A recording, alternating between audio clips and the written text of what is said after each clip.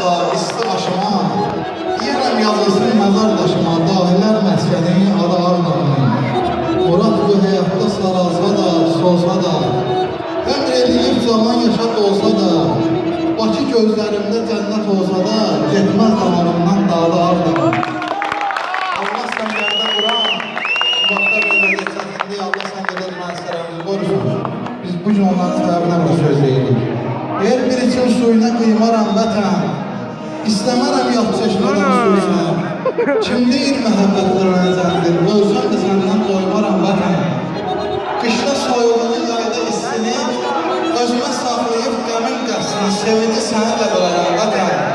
Durmuşam sənlə nəfəs nəfəsə, hazıram ürəyin nəyi istəsə, qurbanım olmağa oğul gərəksə, dizinə baş qoyub qırarəm vətən. Tanrı yüzü versin canımız sağ, türləriniz götürsün bir-birindən al. Daim yaşayasınız qəzadan uzaq, qoy azad döyülsün sinənizdə ürək, bu gün sizin toyunuz